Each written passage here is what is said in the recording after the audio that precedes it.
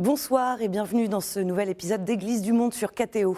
Ce soir, nous prenons la direction de la Colombie, marquée par une histoire longue et douloureuse de conflits armés, par une quête de paix, de justice et de réconciliation. À l'approche des élections présidentielles et législatives prévues en mai prochain, le paysage politique colombien reste profondément transformé par la signature de l'accord de paix entre le gouvernement et la guérilla des FARC. Et pourtant, près de 10 ans après cet accord, la violence persiste, les atteintes aux droits humains restent préoccupants et les taux de pauvreté et de personnes déplacées élevés. Dans ce contexte, l'Église catholique occupe une place singulière, toujours au service de la dignité humaine et du bien commun. Nous en parlerons ce soir avec notre invité, le père Robert Núñez Saá, prêtre colombien du vicariat de Guapi sur la côte du Pacifique. Mais avant, quelques repères. Alors, 5 pays l'entourent, parmi lesquels le Venezuela. Les deux États partagent plus de 2000 km de frontières. La République de Colombie, dont la capitale est Bogota, c'est un État d'Amérique du Sud, baigné au nord par la mer des Caraïbes et à l'ouest par l'océan Pacifique. Avec plus de 53 millions d'habitants, la Colombie est le deuxième pays le plus peuplé d'Amérique latine, derrière le Brésil. On compte plus d'une centaine d'ethnies autochtones reconnues par les autorités. En ce qui concerne le paysage religieux, si la Colombie reste une terre profondément catholique, le dernier rapport du centre de recherche américain Pew Research Center montre un déclin du catholicisme. De 90% il y a 10 ans, ils sont désormais environ 60%. Les protestants se situent, eux, aux alentours de 15%. Et puis, il est à noter un phénomène plutôt récent, observé ces 10 dernières années. Plus de 20% de la population se déclare non affiliée à une religion. Tout de suite, je retrouve mon invité.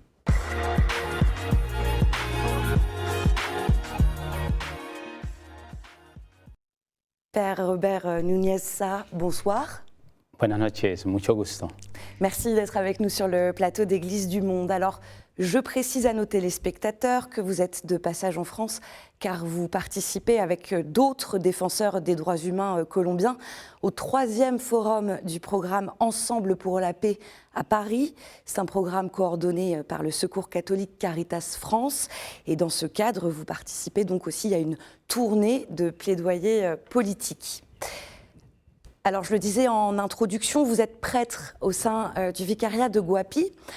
Guapi qui s'affiche en tout petit quand on cherche sur la carte. Alors, expliquez-nous où est-ce que l'on se situe en Colombie quand on parle de Guapi et quelles sont les spécificités de cette ville? Bueno, vengo precisamente de la zona suroccidente. Je viens du sud-ouest de Colombie, Zona costera, costa pacífica, ubicado directamente en el litoral la côte pacifique, caucano y nariñense. la région Caucan, De diversa comunidad avec afro, plusieurs indígena, communautés afro-indigènes en pequeña escala y también una mínima escala de mestizos. et quelques métis. Alors, Père Robert Núñez Saá, vous préparez actuellement un master en culture de la paix à l'université de San Buenaventura en Colombie et vous occupez aussi le poste de directeur de la Fondation pastorale et sociale du vicariat de Guapi. On aura l'occasion d'en reparler. Pour le contexte, je le disais, il y a un accord de paix qui a été signé il y a presque 10 ans. C'était en septembre 2016 entre le gouvernement colombien et la guérilla des FARC, et pourtant la violence, elle persiste. Vous qui êtes sur le terrain, vous êtes engagé notamment pour protéger les jeunes de l'enrôlement dans les groupes armés et le narcotrafic. Est-ce que vous pouvez nous expliquer la situation? Bueno, los acuerdos de paz, Les accords de paix esperanza para el pueblo colombiano. ont signifié une espérance pour le peuple colombien. Políticas de gobiernos no se ha llevado a Mais les cabalidad politiques des gouvernements acuerdos que se n'ont hicieron pas pu réaliser tous les accords, ce qui a détérioré ou ce qui a augmenté le conflit, les conflits dans un territoire comme le nôtre. Pour la jeunesse, après les accords, l'enrôlement forcé a augmenté, surtout parmi les jeunes, mais encore plus, malheureusement, avec des enfants et des adolescents, ce qui a généré de la violence et beaucoup de désastres, criminalité, assassinat de chefs d'entreprise, confinement. Les accords étaient un progrès pour le pays, mais un retour en arrière pour les régions, parce que les gouvernements n'ont pas accompli toutes leurs promesses. Le Cauca, qui est particulièrement touché par le recrutement des enfants par les guérillas, 75%, je l'indique aux téléspectateurs, des enfants enrôlés sont originaires du sud-ouest du pays. En parlant de violence, en novembre 2024, la maison épiscopale du vicariat de Guapi, elle a été partiellement détruite par l'onde de choc de l'explosion d'une bombe. Qu'est-ce qui vous donne, vous, comme prêtre, la force de continuer dans un tel contexte de violence ? Bueno, hay muchas razones. Il y a beaucoup de raisons qui m'ont encouragé à continuer. Le département Cauca est le plus marqué par le recrutement forcé, ce qui montre la réalité cruelle que vivent nos jeunes. Il est très dur pour nous de rester dans ces réalités de conflit, comme vous l'avez décrit. Notre maison diocésaine, maison mère, patrimoine de la communauté même, plus que l'Église aussi, de la population. Et ainsi, notre maison a été totalement détruite et nous n'avons pas pu la restaurer. Et moi-même, j'ai été victime de menaces. Et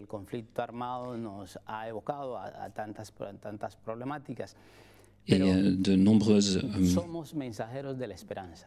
difficultés. Mais nous restons messagers d'espérance, comme hommes et femmes de foi, comme membres de l'Église. Nous ne pouvons pas nous retirer des problèmes. Le Christ même nous a dit « N'ayez pas peur, je suis avec vous jusqu'à la fin du monde ».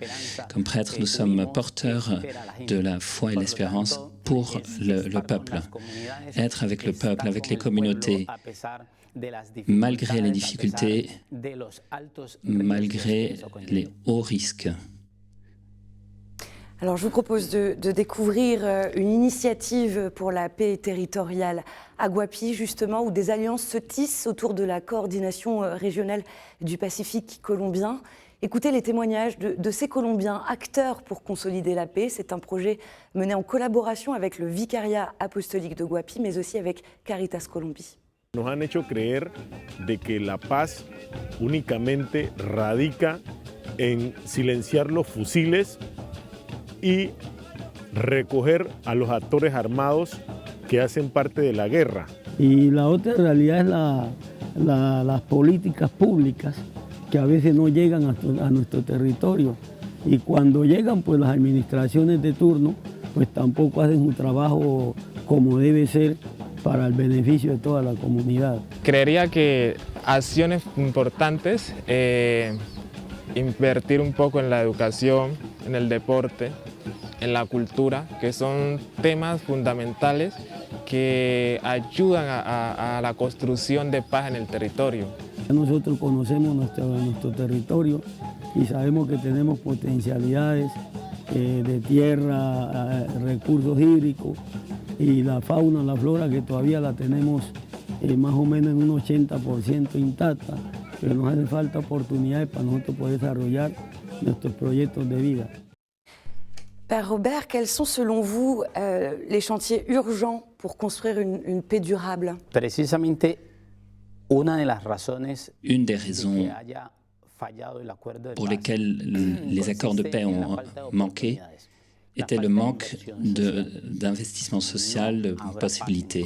Il n'y aura pas de paix en Colombie s'il n'y a pas d'investissement social. Le territoire pacifique caucane est un des plus oubliés du pays, un des plus éloignés du centre. Avec toutes les nécessités insatisfaites, ce littoral n'a pas de voie viable, carrossable. Les seules voies de communication sont les rivières, les fleuves, la mer, ce qui engendre des coûts élevés. Nous avons un manque d'électricité seulement dans les agglomérations urbaines. Nous avons l'énergie permanente électrique. Dans les campagnes, qui est plus imposant dans le littoral pacifique, il n'y a pas d'électricité. Pareil pour l'eau potable, il n'y a pas de service de purification. Ne parlons pas de la santé, de l'éducation publique. Nos jeunes, seulement 20 à 30% peuvent entrer à l'université, s'inscrire, parce que nous n'avons pas d'université dans le territoire. Ce qui rend plus difficile et plus coûteux le fait que les jeunes puissent aller à la ville et faire des études supérieures, ce qui nous rend plus vulnérables et vis-à-vis du narcotrafic, de la guérilla et d'autres situations complexes. Avant de parler plus concrètement justement de ce que vous mettez en place, je voudrais revenir sur le fait que l'Église catholique en Colombie, en plus de son rôle de médiatrice qu'elle joue avec les groupes armés depuis plus de 30 ans, elle défend publiquement et sans cesse une seule cause, la dignité humaine et la réconciliation du pays. Dans le pays qui reste majoritairement catholique, je le disais dans l'introduction, la réconciliation, elle passe par le défi du pardon, nécessairement. Je voulais savoir, vous, comme prêtre, comment vous accompagnez les fidèles sur ce chemin du pardon et de la miséricorde, afin que cette grâce reçue transforme l'agir même de chacun. Bueno, mira. Cette tâche de l'Église est très présente dans notre territoire. Il n'est pas facile d'expliquer à une mère qui pleure son fils assassiné par le conflit, d'accompagner une communauté qui a tout abandonné ou tout perdu, qui est déplacée à cause du conflit, ce qui crée un mal-être, des situations assez complexes dans les personnes, mais ça reste la voix de l'Église qui part de l'Évangile et qui parle du pardon et qui invite à la réconciliation et invite aussi à la construction d'un tissu social, de dialogue, de création d'espaces harmonieux, de culture, de foi. L'Église a toujours eu ce rôle d'accompagner et d'offrir l'espérance, que la voix de Dieu arrive aux oreilles et au cœur des habitants de ces communautés oubliées. Et alors justement, concrètement, quel type de projet, d'action est-ce que vous portez, notamment à travers cette fondation dont vous êtes le directeur, la Fondation pastorale et sociale du vicariat de Guapi? Parmi les raisons principales sont l'éducation. Les populations du Pacifique qui sont en partie d'origine africaine n'ont pas de qualité éducative et ainsi elles ne pourront jamais défendre leurs droits et avoir une capacité de compétition face à tout le pays. Ce qui rend nécessaire et urgent parmi toutes les nécessités de donner la priorité à l'éducation. Et à partir de l'Église et de la pastorale sociale, nous avons misé sur l'éducation, donnant le meilleur de nous-mêmes sur tout le territoire de Caucan. Et nous y sommes depuis 40 à 50 ans dans cet exercice. Et actuellement, nous sommes dans une période de plus grand effort, à savoir que nos jeunes puissent accéder aux universités.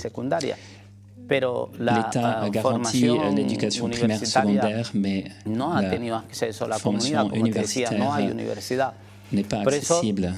Hemos creado algunas casas, entre ellos en la ciudad de Cali, por ser el centro del interior del país más cercano, donde tenemos allí algunos jóvenes que apoyamos buscando ser intermediarios entre algunos espacios de gratuidad que da el gobierno, entre becas con algunos aliados, para que nuestros jóvenes puedan estudiar y así eso les permita tener una mirada más crítica de la realidad y no terminar poser un regard plus critique et lucide sur la réalité pour ne pas être enrôlé de force. Alors vous nous parlez des jeunes et je voudrais avoir voilà, votre lecture aussi sur le rôle des femmes, puisque dans leur message de conclusion de l'Assemblée plénière l'année dernière, les évêques colombiens soulignaient la contribution essentielle des femmes face à la guerre. Je les cite, elles constituent la principale force de résistance face à la guerre et aux violences. Alors quelle est leur contribution particulière? Bueno, mira, en la cultura afro, dans la culture africaine, la femme joue un rôle fondamental dans la famille. C'est elle qui demeure le plus de temps avec les enfants. Et c'est pour cela que les mères doivent être très conscientes de l'avenir de leurs enfants.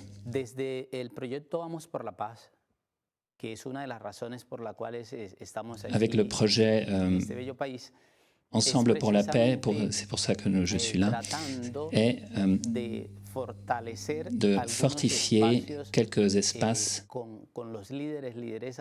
avec les dirigeants, dirigeantes de nos territoires,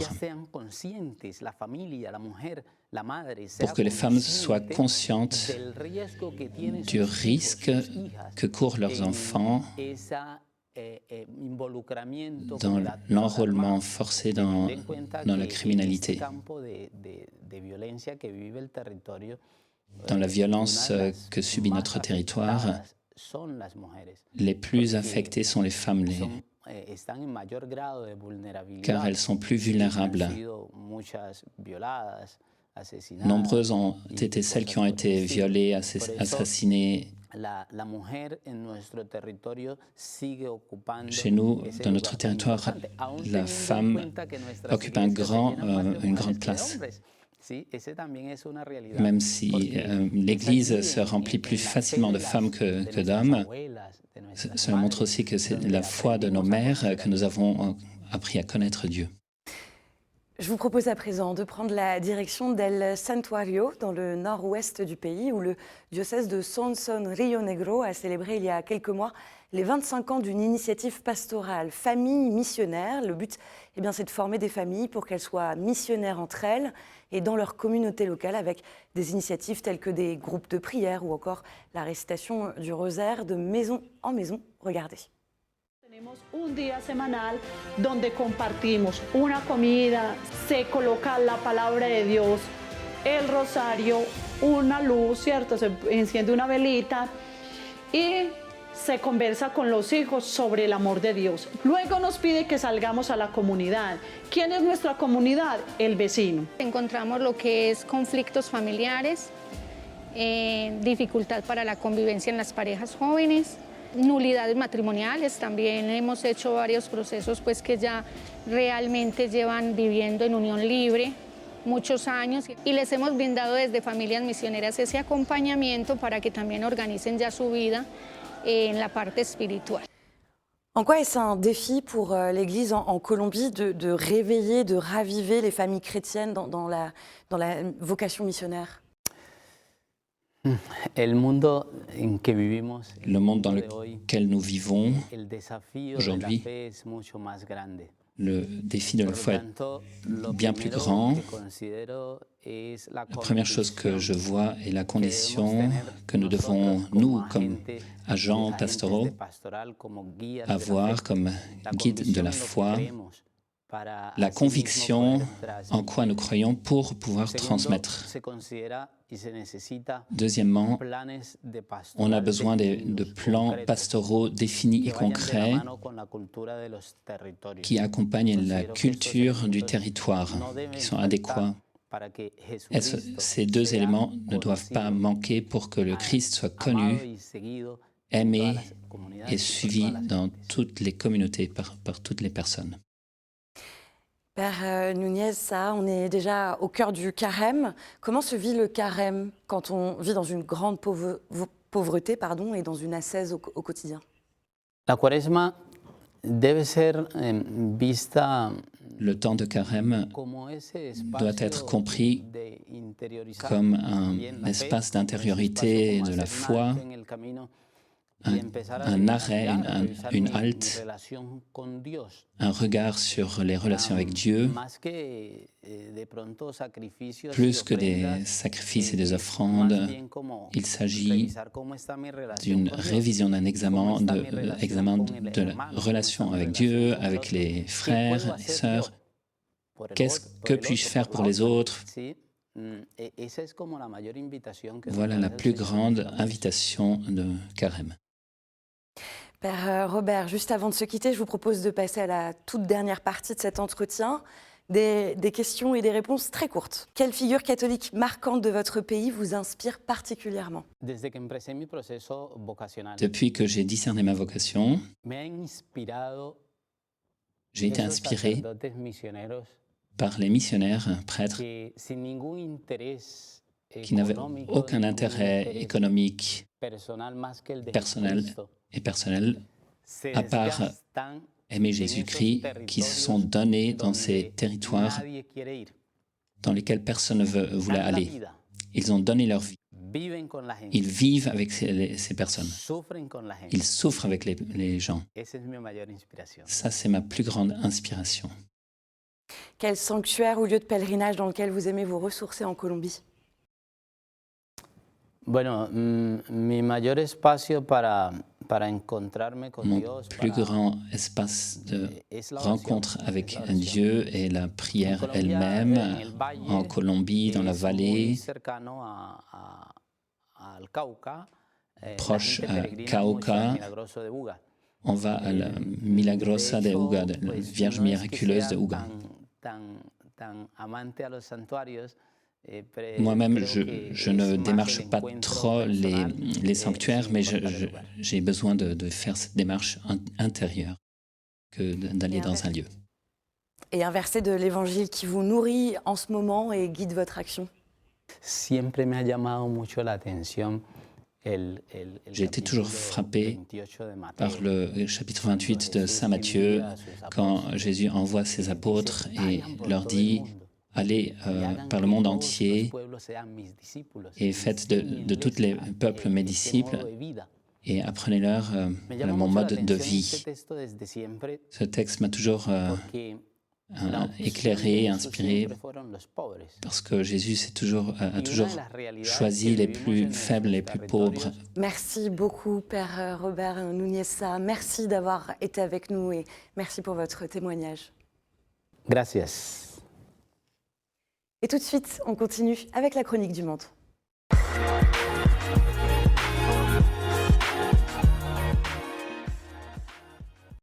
On retrouve cette semaine Valérie Roberge-Dillon, directrice des communications de l'Église catholique au Québec. C'est pas d'hier que les projets d'art dramatique enrichissent la vie de nos communautés chrétiennes. Et ça se voit encore beaucoup à Vie aux intéressés. Je vois toutes sortes de projets. L'an dernier, la paroisse Saint-François de Laval, dans Limoilou, à Québec, a laissé carte blanche à des jeunes adultes, pour la plupart issus de l'immigration, qui voulaient théâtraliser le chemin de croix du Christ. En préparant ma chronique, j'ai appelé Myriam Bourget au Centre de spiritualité Manresa. Elle pilote une troupe d'une 20aine de personnes, en majorité des jeunes, qui sont en train de monter le drame musical « Jésus, une quête de sens », une adaptation de l'œuvre originale « Jésus de Nazareth à Jérusalem » de Pascal Obispo, avec des arrangements musicaux de Christophe Baratier, le même qui a réalisé les arrangements du film Les choristes. Myriam, c'est une metteur en scène d'expérience. Elle est tombée en amour avec l'approche du théâtre de la parole qui a été développée par le dramaturge Karol Wojtyla, qui est nul autre que Saint Jean-Paul II. Alors, dans cette approche, chaque acteur et actrice est invité à une vraie rencontre avec son personnage. Et ici, ça rejoint le filon spirituel du Centre Manresa. Vous avez déjà entendu l'interpellation du Christ qui dit « Aimez-vous les uns les autres comme je vous ai aimé ». De ce que je peux voir, le théâtre peut être une formidable école pour avancer sur cette route. C'est la fin de cette édition. Merci d'avoir été avec nous. Cette émission, elle est à revoir sur kteotv.com et à réécouter sur les plateformes de podcast et sur l'application KTO Radio. Je vous souhaite une très belle semaine. Prenez soin de vous et à jeudi prochain.